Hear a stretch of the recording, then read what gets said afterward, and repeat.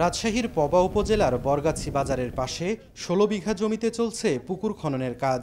সরকারি নিষেধাজ্ঞা উপেক্ষা করে ফসলি জমি খনন করছেন স্থানীয় কয়েকজন প্রভাবশালী।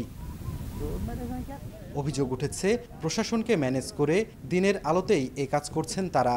কয়েক দফা যোগাযোগ করা হলেও অভিযুক্তদের কেউ বক্তব্য দিতে রাজি হননি। এদিকে পুকুর খননকালে ক্যামেরার উপস্থিতি টের পেয়ে এক্সকেভেটর ফেলে পালিয়ে যান চালক।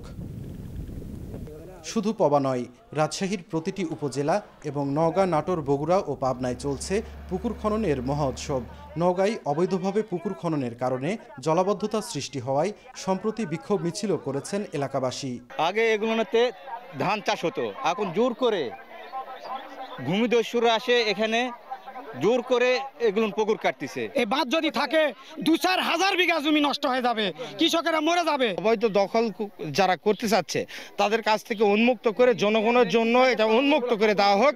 এটি বিল ছিল, এটি সাধারণ দেশীয় মাছ চাষ হতো, মানুষজন মারতো, খাইতো, এটা ছিল এখানে। কৃষি জমিতে পুকুর খননের ফলে শতকরা ১২% ফসলি জমির পাশাপাশি কমেছে বিভিন্ন খাদ্যশস্যের উৎপাদনও। তবে বিষয়টি স্বীকার করলেও এর সঠিক পরিমাণ নেই রাজশাহী বিভাগের সংশ্লিষ্ট দপ্তরে। তবে মৎস্য ও কৃষি বিভাগ বলছে কৃষকরা যেন নতুন পুকুর খনন না করে সেজন্য পরামর্শ দেয়া হচ্ছে।